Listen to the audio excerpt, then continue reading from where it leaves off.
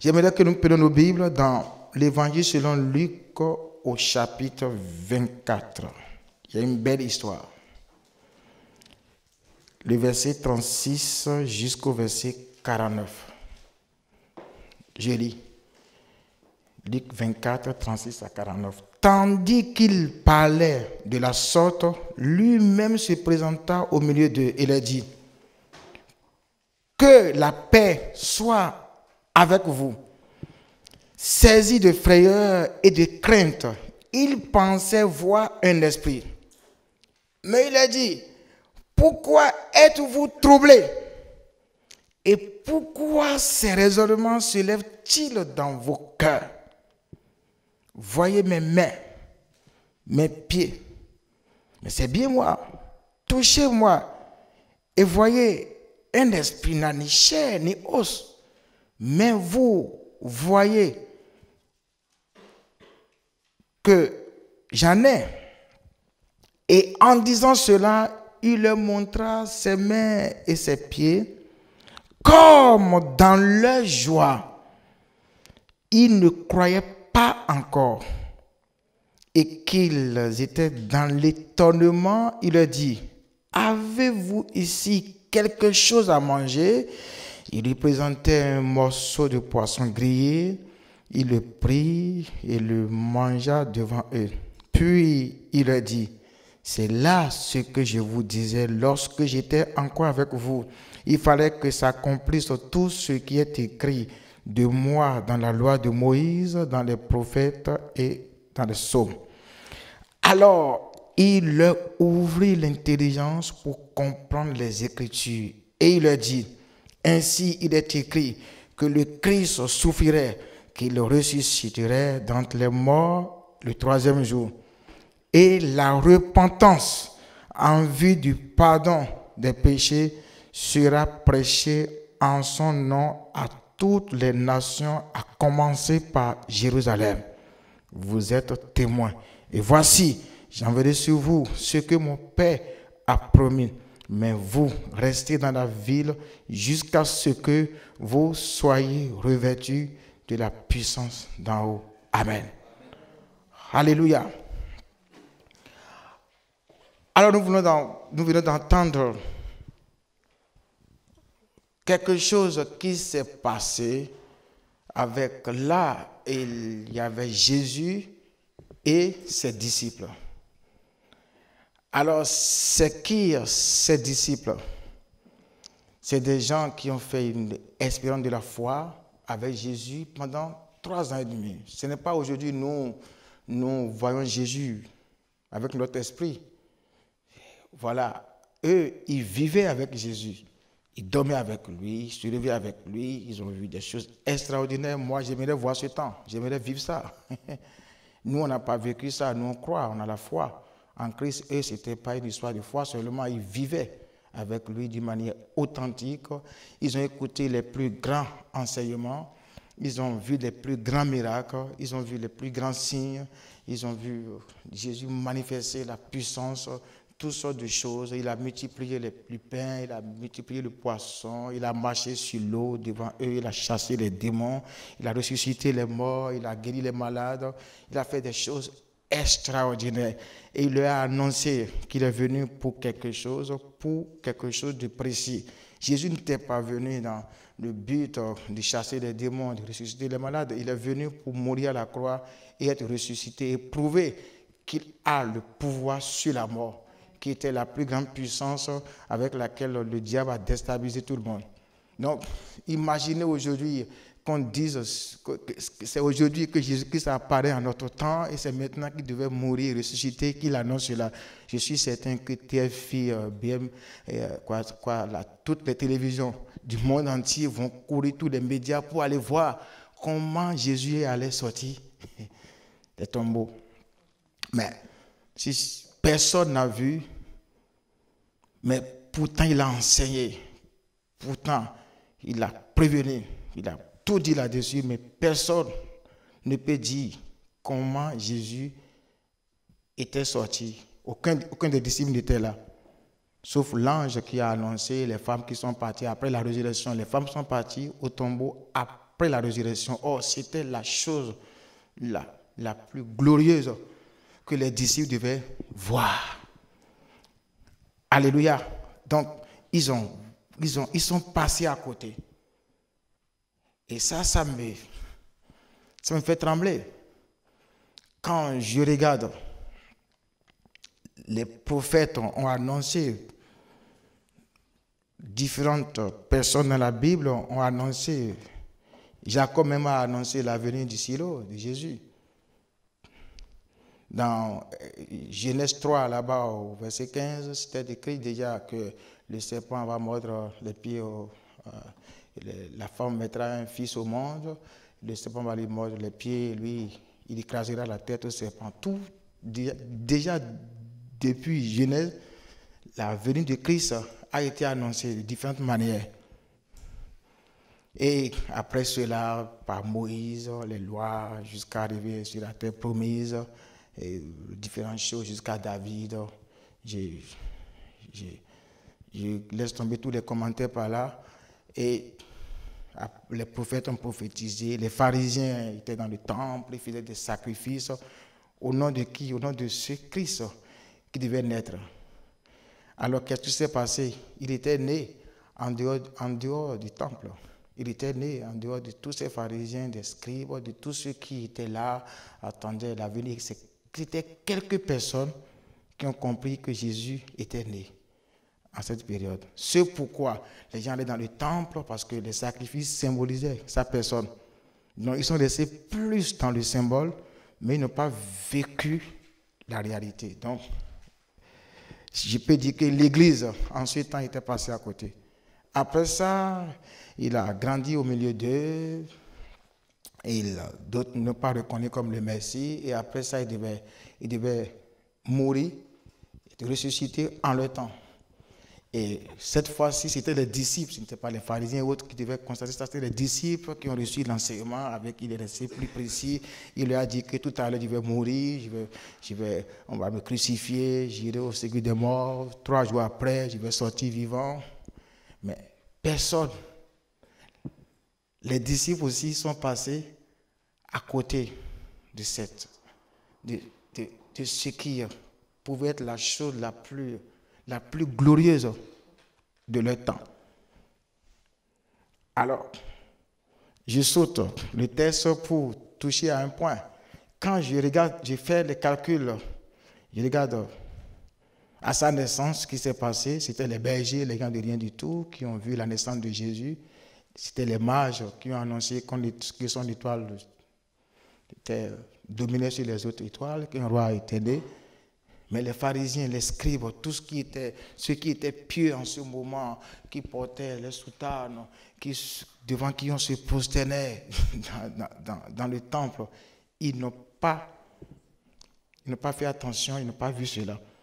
Après ça, c'était le tour des disciples. Parce que ici, Jésus était ressuscité, il est apparu aux disciples, et ils n'ont pas su que c'était lui.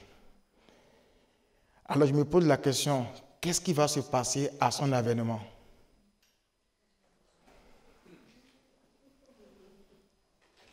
Et c'est ça, aujourd'hui, moi je tremble. Je vous le dis de tout mon cœur. Je ne vais rien faire pour faire plaisir à quelqu'un, mais je tremble. Je tremble devant mes propres messages. Je tremble. Je dis, qu'est-ce qui va se passer à son avènement? Si Jésus revient aujourd'hui, il trouvera l'église dans quel état? Est-ce qu'il viendra trouver cette église glorieuse sans ride ni tache? Est-ce que quand il va venir aujourd'hui, parce qu'aujourd'hui, les pasteurs se multiplient chaque jour, les prophètes se multiplient, les ministères se multiplient, les églises se multiplient, surtout chez nous en Afrique, dans toutes les rues, il y a des églises. Partout. Il y a de grands prédicateurs aujourd'hui sur différentes chaînes de télévision, sur Internet. L'évangile est parti partout. Dans les pays arabes, un peu partout au monde, on ne peut pas nous dire aujourd'hui qu'on ne parle pas de Jésus, on ne connaît pas Jésus. Mais l'évangile a été prêché, a été annoncé. Le nom de Jésus est répandu partout sur la terre. Maintenant, il reviendra chercher l'église. nous devons réfléchir par rapport à sa naissance, comment il est né, l'Église est passée à côté, à sa mort et à sa résurrection, comment tous les disciples sont passés à côté, et maintenant jusqu'à notre temps, qu'est-ce qui va arriver maintenant?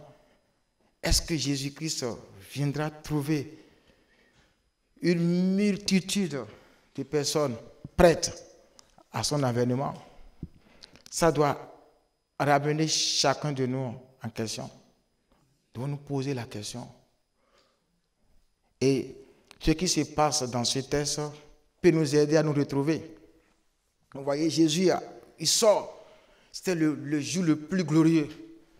Il était dans toute sa joie, dans toute sa splendeur, et il vient vers les disciples. Il dit, oh, mes enfants, mes fils, mes disciples, mes amis, mes frères, que la paix soit avec vous. Celui qui vous dit que la paix soit avec vous est quelqu'un qui a un cœur rempli de joie, qui est content. Et la Bible nous dit ici, au lieu que les disciples disent « Alléluia, sois les bienvenus, tu es ressuscité, tu es au milieu de nous », la Bible dit que, saisi de frayeur et de crainte, ils pensaient voir un démon. Ils pensaient voir un esprit, ils n'ont pas cru que c'était Jésus. Alors que Jésus-Christ ne comptait rien que sur ses disciples pour faire démarrer l'évangile et l'amener loin. Il a compté sur Pierre. Pierre avait la clé. Jean devait écrire l'Apocalypse. Chacun d'eux devait être utilisé pour manifester sa gloire sur la terre. Et toute cette équipe, ceux sur qui il a veillé, qu'il a enseigné, qu'il a formé, qu'il a apprêté, ils croyaient voir un esprit. Alors Jésus leur pose la question, pourquoi êtes-vous troublés? Et pourquoi ces raisonnements se lèvent-ils dans vos cœurs? Voyez mes mains, un esprit n'a pas d'os, c'est moi Jésus. Donc, en un mot, ils n'ont pas reconnu Jésus. Ceux-là qui doivent, c'est comme si, voilà, David doit prêcher, moi qui suis avec lui, nous sommes ensemble à tout moment, je dois présenter David à chacun de vous ici, et David vient, je ne le reconnais pas. Celui qui doit prêcher ce soir, il vient, il est dans la salle, et puis je ne le reconnais pas, tout le monde l'attendait. J'ai dit, ok, attendez, peut-être il est encore sur l'autoroute. Oh, il était là, assis au milieu de nous. C'est exactement, parce que c'est Jésus-Christ qui devait présenter à toutes les nations, partout au monde. Ils n'ont pas reconnu. Il dit, non, c'est moi. Il le regardait un peu bizarrement. Il dit, et après il dit, non, ce n'est pas, mais c'est moi. Regardez-moi, observez-moi. Pourquoi? Parce qu'ils avaient des yeux charnels. Ils ont écouté les enseignements, comme nous sommes venus ici depuis hier, nous écoutons les enseignements. On a écouté 2 prédications au cours. Le matin, l'après-midi, nous sommes encore là, ils ont tout entendu, ils ont été enseignés, compris tout. Et Jésus leur pose la question maintenant, avez-vous ici quelque chose à manger? Alors, il lui présentait un morceau de pain et de poisson grillé. Donc, comme d'habitude, il devait rompre ce pain, rompre ce poisson. Il dit que bon, voilà. Pourquoi? Parce que c'est ce qu'il avait l'habitude de faire avec eux. Vous savez, quand quelqu'un est dans le coma, il faut lui chanter les chants qu'il aimait entendre, il faut lui mettre les parfums, les odeurs qu'il aime sentir. Maintenant, ça peut ramener sa mémoire, réanimer sa mémoire. Donc, Jésus est apparu à eux en ce moment pour les amener loin dans sa gloire, pour qu'ils puissent vite saisir les choses. La Bible dit, c'est quand il a coupé le pain, il a coupé le poisson, qui est un acte religieux. Il les a ramenés encore à la religion. aux choses d'habitude. Vous savez, moi, je n'aime pas les choses d'habitude. Je veux que là où je suis, je veux voir autre chose, je veux prêcher autrement, je veux évoluer, je veux atteindre quelque chose. Mais souvent, quand vous êtes en train de tourner autour de la même chose, votre vie n'évolue pas, et votre vie ne change pas, et il faut, ou bien vous venez à l'église, c'est le même mouvement, on sait ce qu'on fait à l'église, quand on vient tout de suite, quelqu'un doit chanter, l'autre doit conduire la prière, après ça on chante quelques chants de louange, après ça on dit, c'est l'adoration, tout le monde lève la main, Alléluia, Alléluia. Et après ça, le prédicateur doit venir tout de suite et il va prêcher. On sait comment ça se passe. À des moments donnés, ça vous ennuie. Alléluia. Vous voyez, donc, il a été obligé de les ramener à la fraction des pains. Et la Bible dit, ils hésitaient encore. Il dit, puis, il le prit et le mangeait devant eux. Ok? Et maintenant, et dès qu'ils ont mangé cela, il a fait ça, ils sont reconnus, vraiment, ils ont dit, ah, vraiment, c'est lui qui pose ces gens d'actes. Ah, c'est Jésus qui a l'habitude de rompre le pain, de rompre le poisson, voilà. Et la Bible nous dit ici quelque chose qui est très profond. Il dit, Jésus leur dit, c'est là ce que je vous disais lorsque j'étais encore avec vous. 1. Il fallait que s'accomplisse tout ce qui est écrit de moi dans la loi de Moïse, dans les prophètes et dans les psaumes. Il fallait, donc ce n'était pas encore accompli. Donc Jésus est mort, il est ressuscité, il faut une suite. S'il n'y a pas de suite, tout ce qui a été écrit sur moi ne peut pas s'accomplir. Alors, le verset 45 nous dit, alors il ouvrit, leur intelligence pour comprendre les Écritures.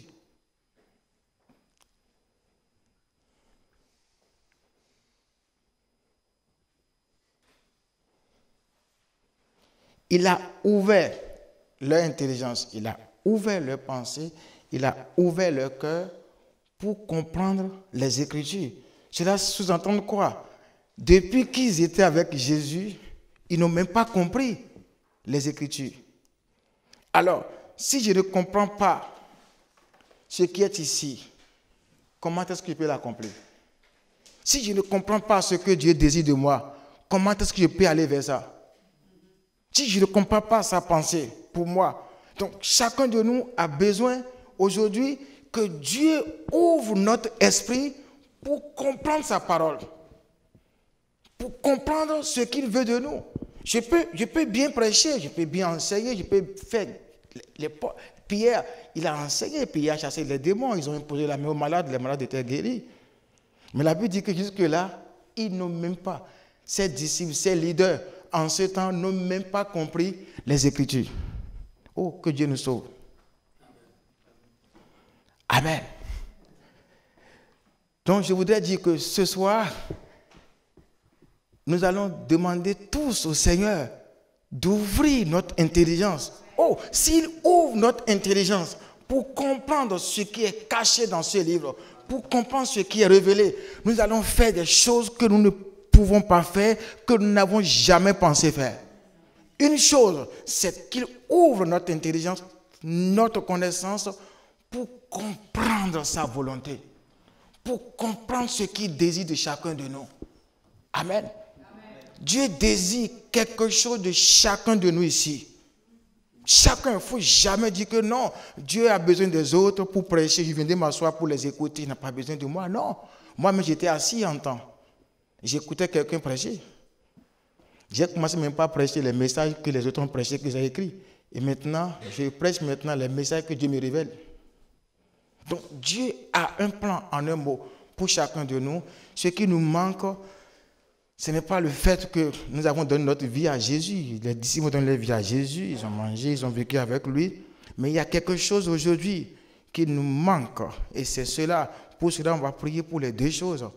1. Seigneur, ouvre mon intelligence pour que les Écritures me soient révélées. je puisse comprendre les temps. Je puisse savoir ce pourquoi je suis encore là. Qu'est-ce que je dois faire? Parce que c'est cela qui va vous rendre heureux. Alléluia. Ça va, moi, je suis heureux.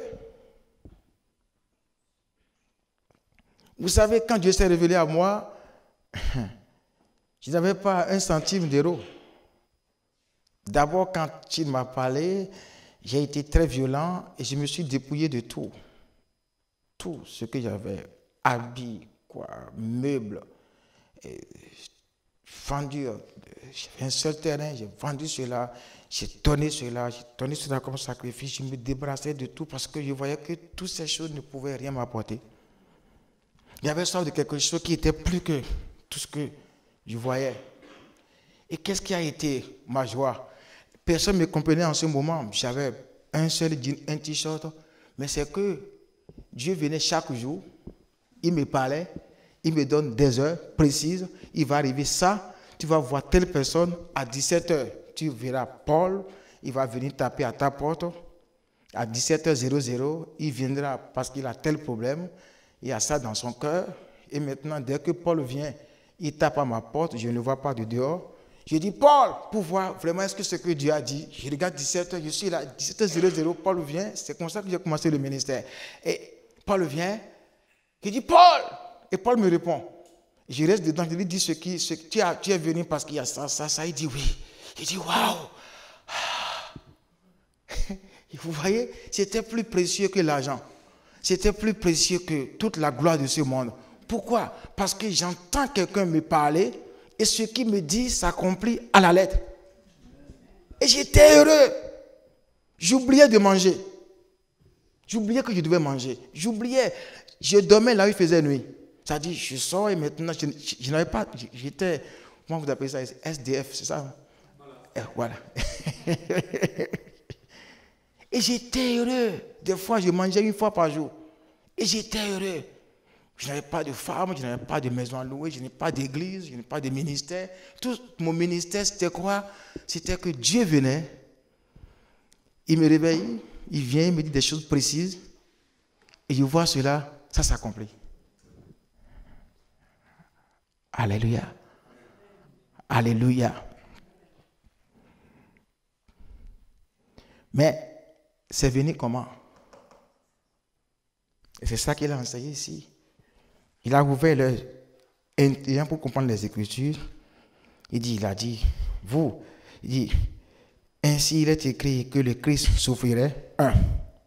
Il a déjà souffert, qu'il ressusciterait d'entre les morts. Le troisième jour, ça c'est déjà accompli. Troisième chose, le troisième niveau, et que la repentance en vue du pardon des péchés sera prêchée en son nom à toutes les nations. Et ça devait commencer par Jérusalem. Ça devait commencer par vous.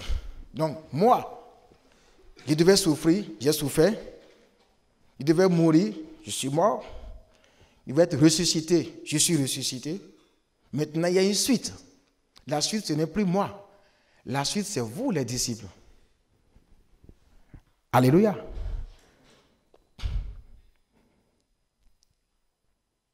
La repentance en vue du pardon des péchés serait prêchée en son nom maintenant à toutes les nations et ça devait commencer par Jérusalem. Donc, il a ouvert leur intelligence pour comprendre ça, pour comprendre, comment on appelle ça, je peux appeler ça, pour comprendre là où l'évangile est arrivé.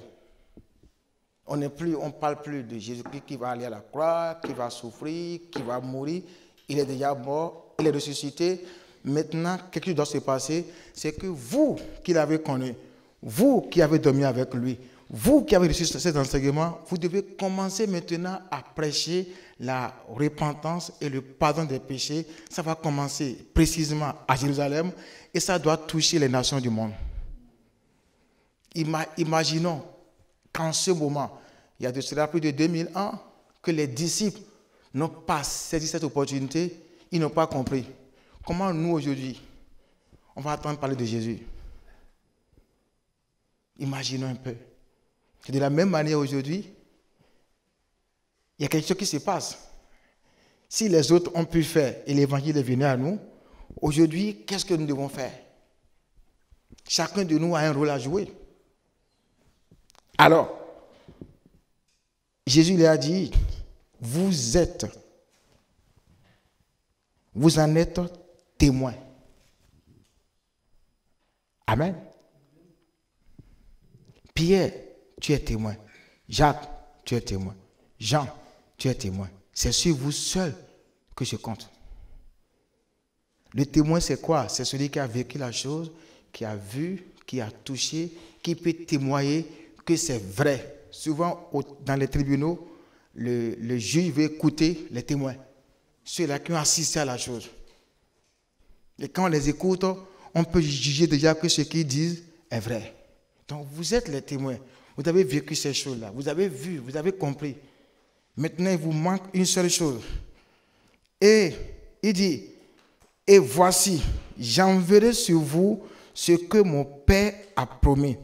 Mais vous, restez dans la ville jusqu'à ce que vous soyez revêtus de la puissance d'en haut. Waouh! Il leur livre là un plus grand secret. Vous ne pouvez pas le faire de vous-même. Mais allez à un rendez-vous. Allez à un endroit précis. Allez à la chambre haute. Restez là. Cela signifie quoi? Restez dans la communion, dans la prière. Toute personne en ces derniers jours, tout homme de Dieu qui va ramener son ministère à la vraie communion avec Dieu, va commencer par vivre des choses extraordinaires. Va commencer par accomplir réellement ce que Dieu veut pour notre temps. Aujourd'hui, Jésus appelle chacun de nous. Il nous lance un nouveau appel. Oublions tout comme les disciples. Ici, il amenait les disciples qui ont déjà compris les Écritures. Il a ouvert leur intelligence pour comprendre tout ce qui était révélé. Il les appelle maintenant à un nouveau ministère. Il n'a pas dit d'aller chasser les démons, d'aller faire des églises. Il dit non, retournez dans ma présence. La communion avec moi. Il faut qu'il y ait un nouveau contact entre vous et moi. Quelque chose viendra, qui est le Saint-Esprit. Et c'est le seul moment où nous allons voir tous la main puissante de Dieu. C'est le Saint-Esprit seul qui peut nous conduire dans la volonté parfaite de Dieu. Aujourd'hui, ce qui a été négligé, ce qui a été abandonné, ce qui a été foulé aux pieds dans nos ministères, dans nos églises, c'est le Saint-Esprit. Si Jésus, chez nous en Afrique, on dit, quand quelqu'un veut mourir, il dit à la dernière minute les choses les plus précieuses. Vous allez voir la dernière minute, quand Jésus a ressuscité d'entre les morts, dans Jean 11 là-bas, après cela, il a abordé les choses les plus précieuses. Il a parlé beaucoup sur la puissance du Saint-Esprit. Et là, il est ressuscité, il revient, et c'est son dernier message. Il dit, allez là-bas. Et quand nous disons dans Acte 2, vous voyez, Acte 2, il devait partir encore. Il dit, ce n'est pas à vous, dans Acte 2, le verset 7, ce n'est pas à vous de connaître les temps ou les moments que le Père a fixés de sa propre autorité.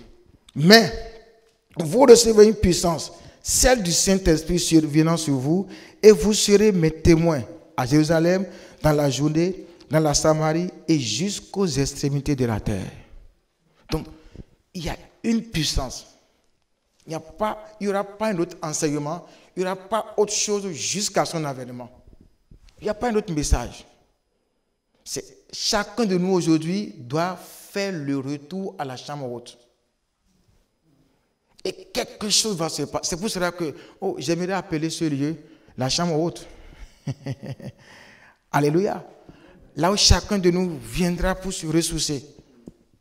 Viendra pour que son cœur soit réveillé. Donc il dit à ses disciples, retournez là, il y a un secret, il y a quelque chose, j'ai connu ça, je sais de quoi je parle. J'avais tout arrêté. Et j'étais parti là. Je priais, je ne sentais rien. Je priais, je ne sentais rien. Je continuais. Le diable me disait que non, tu vois, tu n'es pas fatigué, tu passes beaucoup trop de temps, tu n'as pas autre chose à faire, laisse ça, de toutes les manières, ça ne marche pas. Et il y a l'Esprit de Dieu qui était là, qui me fortifiait. Il dit, continue, continue, continue. Et quand les disciples ont continué dans cette communion, la Bible dit, tout à coup, un seul jour. Et j'aimerais que quelqu'un d'entre nous ici vive ce jour. Un seul jour. Tout à coup, il y a eu le vent qui a soufflé. Oh. Et c'est ça aujourd'hui le dernier réveil. Parce que Dieu veut faire des choses surnaturelles. Ce que les yeux n'ont pas encore vu. Ce que les oreilles n'ont pas encore entendu. Ce qui n'est pas encore parvenu au cœur de l'homme. Les choses rares sur la terre. Il veut faire plus qu'au temps de Moïse. Il veut faire plus qu'au temps d'Élie. Il veut faire plus qu'au temps des apôtres. Vous imaginez ce qui se passe dans le monde entier aujourd'hui. Les maladies se multiplient chaque jour.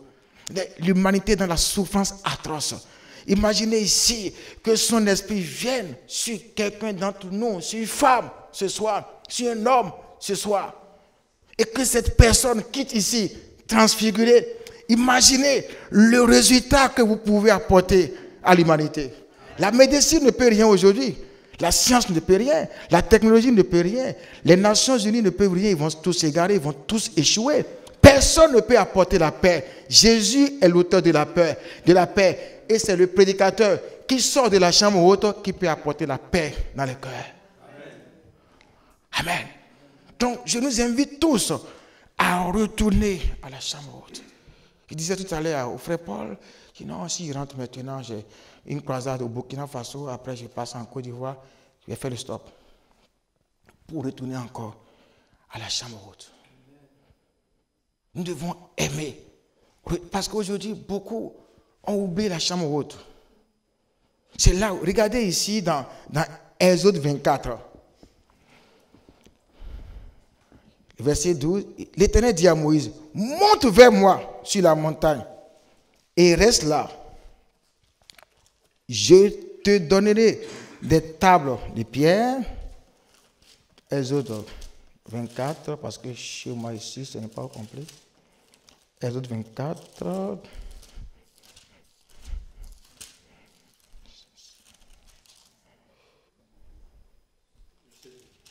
Oui. L'Éternel dit à Moïse, monte vers moi sur la montagne et reste là. Je te donnerai des tables de pierre, la loi, le commandement que j'ai écrit pour les enseigner.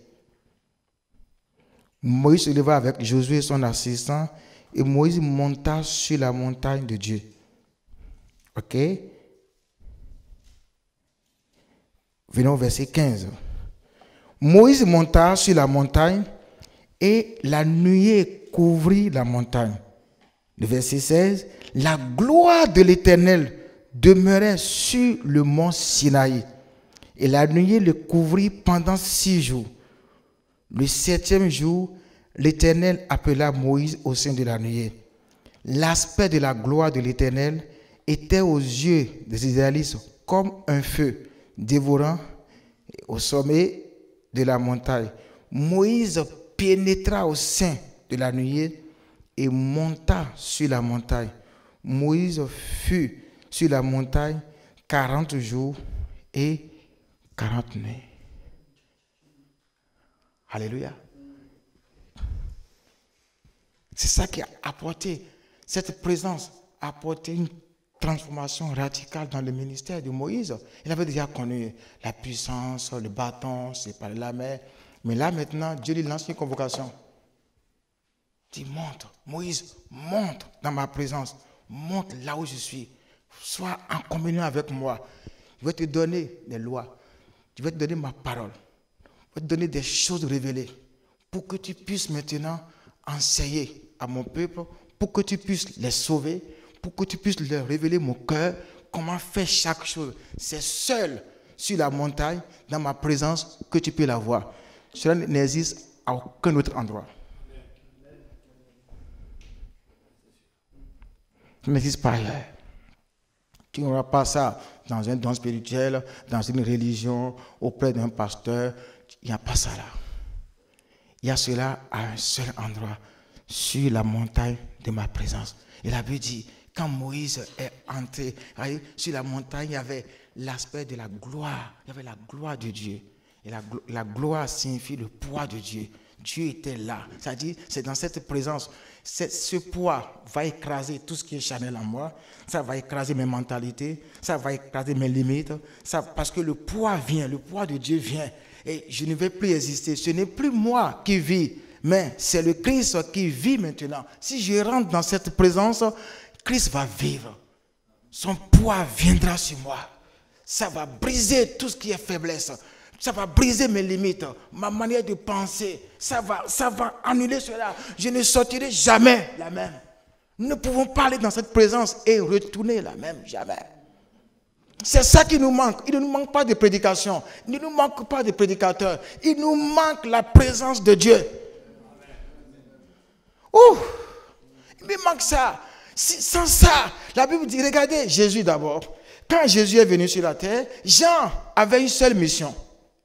Jean n'était pas venu pour que les gens puissent... Oui, il y a plein de personnes qui allaient vers lui dans le désert. Mais lui, il avait une mission. C'est de présenter Jésus à l'humanité. S'il ratait cette mission, tout ce qu'il a fait dans le désert, ça s'annulait. Et maintenant, celui qui l'a envoyé, il a dit dans Jean 1, là-bas, il dit, celui sur qui, tu verras l'Esprit descendre et demeurer, c'est lui, le Fils de Dieu, c'est lui l'agneau de Dieu qui ôte le péché du monde. Donc on a reconnu Jésus par cette présence. Tu vas voir descendre du ciel l'Esprit de Dieu. Deuxième chose, demeurer sur lui. Souvent nous aimons le Saint-Esprit, mais nous ne demeurons pas avec lui. Nous sentons sa présence.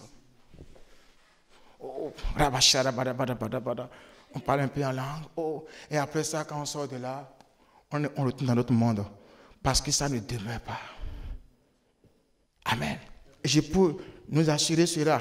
Si nous pouvons comprendre cela, nous irons loin. Il y a des choses qui te semblent impossibles. Oui, il y a des choses qui me semblent impossibles là où je suis. Et cette nuit, j'ai dit à Dieu, j'ai dit, oui, je vois que ça, je suis un incapable, je n'arrive pas. Mais je connais quelque chose que j'ai goûté. C'est ta présence. Je retourne là. Et je sais que quand je vais entrer dans cette présence, je vais apporter la solution. Amen. Nous nous sentons tous là où nous sommes incapables. Impossible. Personne ne peut me dire ici que oui, moi, je peux. Personne. Personne. Mais quand nous allons retourner dans cette présence, comme Moïse, vous voyez, c'est cette présence qu'il a rendue capable maintenant. Vous voyez, cela était devant le peuple comme le feu qui dévore. Mais est-ce que ça a dévoré Moïse? Non. Moïse était comme ce feu-là, dans cette présence. Parce que c'est pour cela que dans l'Acte des Apôtres là-bas, la première étape a été le vent qui a soufflé. Qu'est-ce que le vent fait? Parce que plusieurs ont le ministère du vent. Ils ne vont pas loin. Le vent a soufflé. Quand le vent souffle, je sens. Non, le vent a soufflé. Première étape, le vent souffle pour terrasser. C'est comme une tempête. Comme tout à l'heure David l'a dit, c'est une tempête qui vient, qui nous terrasse. Après cela, qu'est-ce qui est venu? Le feu. Le feu ne vient pas pour consumer ma vie, mais le feu vient pour donner la valeur à ma vie. Et ça consume. Parce que moi, j'ai fait de l'or. Et j'ai vu comment, à Madagascar, on a sorti de l'or. C'était à l'état brut. Et maintenant, on chauffe ça à un certain degré. Et après cela, quand on chauffe cet or qui sort, ça sortait comme des poudres, ça se fond. Et quand on fait fondre l'or, tout ce qui est impureté vient à la surface. Parce que nous ne pouvons pas aller loin avec cette impureté. C'est pour cela que nous avons besoin de la présence de Dieu. Jusqu'à ce que le feu vienne sur nous et maintenant consume. Et tout ce qui est impur viendra à la surface de l'or. Notre vie est l'or. Et quand le gars il a fait cela, ils ont soufflé, tout ce qui était impur était parti. Et maintenant, il y a de l'or pur. Et maintenant, on met ça dans comment on appelle ça, pour donner une forme, dans les moules, pour donner une forme à cela. Et quand j'ai vu cette image, ça ne peut jamais me quitter. Et Dieu me disait, tu as vu, tu as de la valeur. Mais sans ma présence, tu ne peux rien. Parce que si tu ne fais pas passer ta vie par le feu, rien d'impur ne sera au ciel. Rien d'impur. Donc, il faut connaître l'étape de vent, connaître l'étape de feu. Et après ça, la troisième étape, c'est quoi? C'est le parler. Tu vas parler la langue du royaume. Tu ne peux pas parler notre langage. Celui qui laisse le vent souffler dans sa vie, le feu purifier sa vie, ne peut plus parler le langage de la religion. On ne peut pas parler le langage des hommes sur la terre, mais nous allons parler la langue de Dieu. Et c'est ça que Pierre a fait. Quand Pierre a connu cette dimension, le même Pierre peureux qui tremblait devant les gens, qui était un incapable, qui était un homme limité, il est sorti. Il n'y a pas eu de miracle, il n'y a pas eu de guérison, mais son langage était un langage céleste, était un langage du royaume. Et ça, les gens étaient vivement touchés.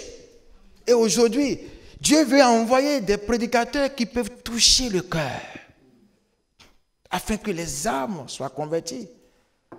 Pierre n'a pas fait de miracles au premier abord. Il a quitté la chambre haute. Il a reçu quelque chose. Sa vie a été bouleversée. Il est sorti sans honte. Il criait.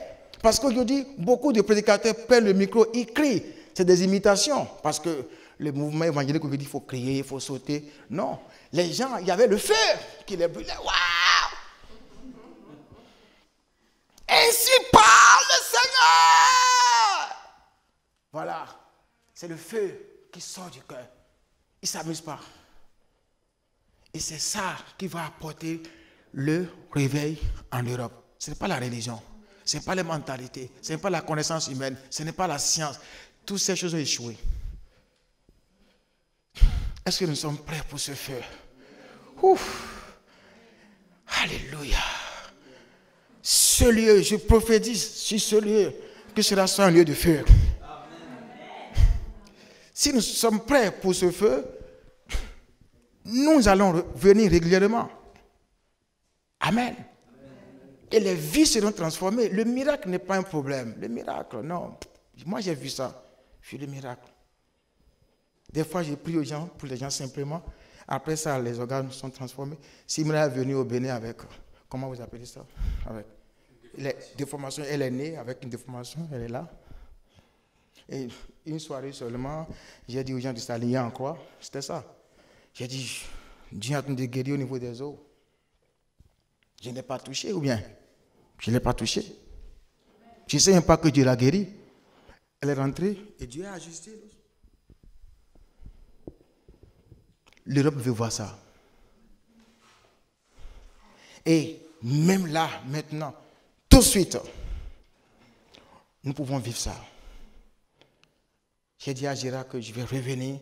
On va peut-être passer 3 jours ensemble, 4 jours ensemble, peut-être une semaine, si vous êtes prêts. Moi, je veux vraiment me donner.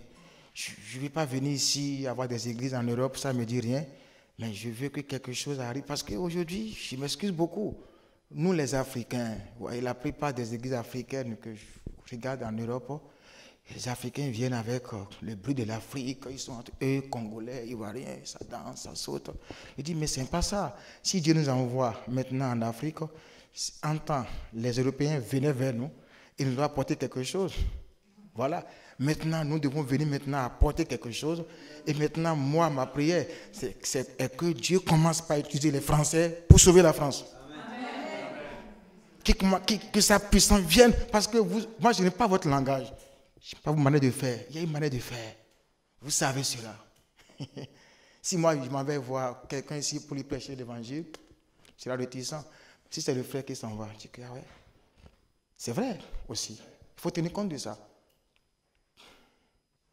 Donc, il veut faire descendre son feu sur l'Europe, sur la France, pour un grand réveil. Et je vois quelqu'un parmi vous, je vois une femme, je vois un homme ici, qui peut recevoir cela et votre vie ne sera plus jamais la même. Amen.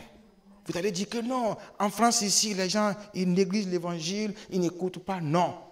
Si ce feu vient sur toi, ils viendront à l'évangile. Est-ce que vous avez soif de ça? Est-ce que vous voulez ça? Oh. Est-ce que vous voulez qu'on fasse de ce lieu un lieu de réveil?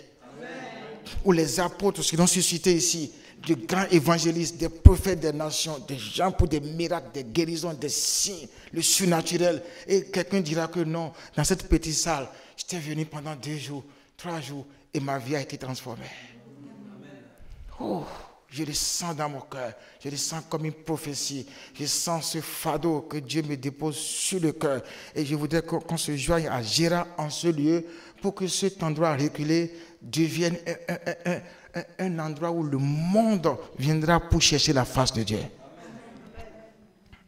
Levons-nous, nous allons prier. Merci Seigneur. Halaba shalaba kondebelebele shindabara.